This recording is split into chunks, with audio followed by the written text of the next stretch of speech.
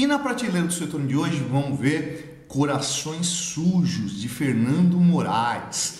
Cara, esse livro aqui eu me diverti muito lendo ele, né? Esse foi um livro que eu ganhei de presente e adorei a leitura, né? O que é esse livro? Bom, primeiro vamos apresentar o Fernando Moraes, né? O Fernando Moraes não é historiador. Isso é um troço muito legal que ele coloca inclusive na introdução, né? Na abertura do livro ele vai lá e fala: ó, gente, apesar de eu estar falando sobre história, eu não sou historiador, eu sou jornalista, né? E então vou fazer uma apresentação jornalística de fatos. Eu não estou analisando dados, eu não estou fazendo uma leitura historiográfica, eu estou apresentando uma história, né? Deixo para os historiadores se virarem com isso e analisar da forma como for mais útil aí. E essa honestidade é muito legal, né? Porque uma coisa é jornalismo, né? Uma coisa é você ficar contando eventos, outra coisa é você fazer uma análise, né? Outra coisa é você interpretar isso dentro de um determinado contexto. Legal? E é muito legal aí para você aí que apenas curte história, você que não é professor, você que não é historiador, que é a maior parte do público do meu canal aí, que simplesmente gosta de história. Tá aí um ótimo livro para você ler, né? Corações Sujos, do Fernando Moraes. Aliás, Fernando Moraes, né, um cara aí que tem uma larga produção de literatura, né, que envolve história, principalmente história do Brasil, né? Ele é o autor de Olga, por exemplo, né? Entre outros livros ali, né? Mas vamos dar uma olhada aí no que é o Corações Sujos, né? Essa história que o Fernando Moraes vai contar envolve a Segunda Guerra Mundial, né? Só que isso não acontece no ambiente da guerra, acontece aqui no interior de São Paulo, né? Chamado Oeste Novo, lá no extremo oeste de São Paulo, onde teve uma migração muito grande de imigrantes japoneses, né? Dá uma olhada lá, tá dando para ver? Tá pegando foco legal? Tá ali, joia. Então, o que acontece com esses imigrantes japoneses? Bom, para a gente ver aí o que o imigrante japonês tem a ver com o livro, com a história que ele vai narrar aqui e a relação da Segunda Guerra Mundial, a gente tem que saber um pouco sobre o Bushido, né? Que raio que é o Bushido? O Bushido é um princípio moral, um princípio ético que marca a cultura japonesa, né? É o caminho do samurai. Ou seja, existem determinadas formas de comportamento, existem determinadas formas de comportamento ético que todo japonês deveria seguir, né, ligado a essa cultura. É óbvio que hoje, né, a história é diferente, né? Isso aí não é uma tradição mais tão marcante na cultura japonesa, mas por um bom tempo isso permaneceu, isso sobreviveu lá dentro dessa cultura japonesa. Um dos elementos que marcam a ideia da cultura japonesa através do Bushido, né, é a ideia de que a derrota é uma vergonha e não é uma vergonha apenas para o derrotado. É uma vergonha que interfere em todo mundo que está ligado àquele que foi derrotado, né? Porque a ideia de indivíduo é uma ideia ocidental, né? Uma ideia nossa, né? A ideia de que eu sou um ser à parte não é algo de origem oriental, né? Aliás, isso no Oriente não era um negócio muito bem visto, né? Como assim, eu sou um indivíduo à parte, eu sou um ser separado? Não, a minha vida faz sentido porque eu tenho contato com outras pessoas, né? Então a minha vida se completa nessas outras pessoas, joia? Nisso, né, dentro dessa ideia da vergonha que me afeta e afeta outras pessoas, vai existir uma prática, né, que é a prática do harakiri, né? Que é isso? Uma morte ritual, aliás, uma morte ritual bem feia, né?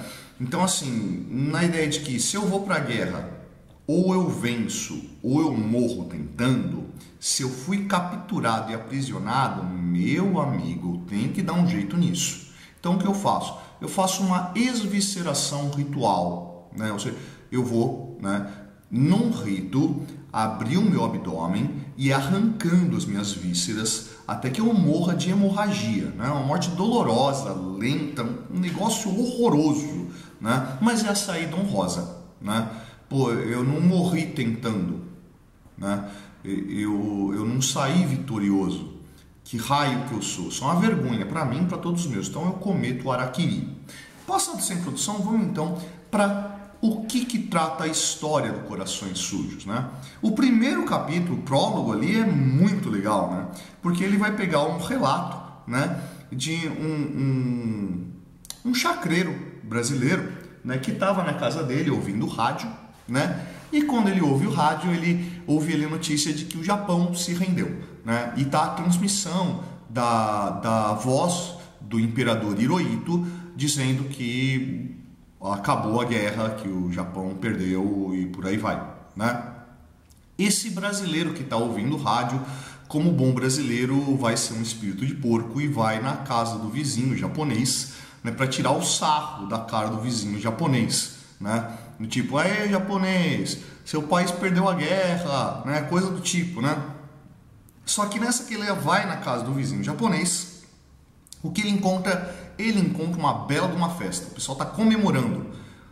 Esse sujeito olha para o japonês lá e fala, ah, japonês, ficou louco, né? Tá comemorando o quê? Você não ouviu o rádio, não? Você perdeu a guerra, né? Então esse vizinho japonês olha para o vizinho brasileiro dele e fala, cara, isso é propaganda de guerra. Isso é propaganda americana para desviar a atenção, para acabar com o ânimo das tropas. O Japão venceu a guerra. Essa notícia é falsa.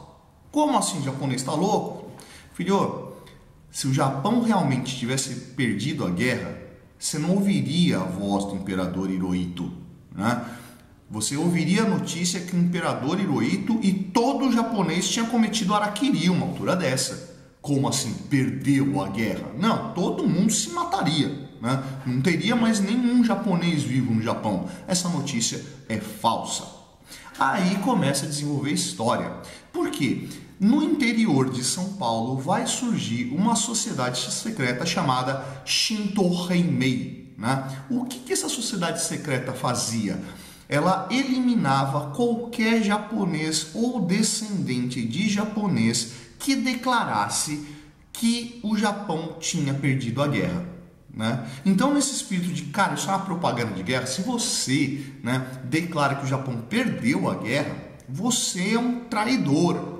Na cultura japonesa, um símbolo do traidor é a pessoa que está com o coração sujo, né? Então, o traidor é um cara de coração sujo. Então, sempre que aparecia um japonês ou descendente de japonês que declarasse abertamente que o Japão perdeu a guerra, ele recebia na porta da casa dele, em japonês, né, no ideograma japonês, um bilhetinho de ameaça, assim, bastante simpático. Dizia assim, lave sua garganta, pois o seu coração está sujo, né?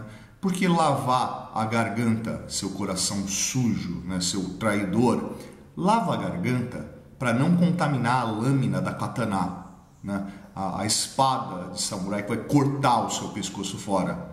E era justamente isso que acontecia. Cara, um bando de gente começou a ser degolada no interior de São Paulo, né? Você encontrava as cabeças decepadas, né, feitos pela Shinto Heimei, o que vai gerar uma mobilização gigantesca da polícia para tentar encontrar essa sociedade secreta. E quando encontrava, esses caras não negavam, não. Ah, não, a gente está fazendo uma missão em nome do imperador, né? Nós somos kamikaze, nós somos o sopro dos deuses, nós somos a voz do imperador, né? Nós estamos aqui para impor a ordem, né? Como é que esse traidor vai lá e aceita que o Japão perdeu a guerra, né? Esse cara não é digno de viver entre nós. E tudo isso vai acontecendo quando? Durante a Era Vargas.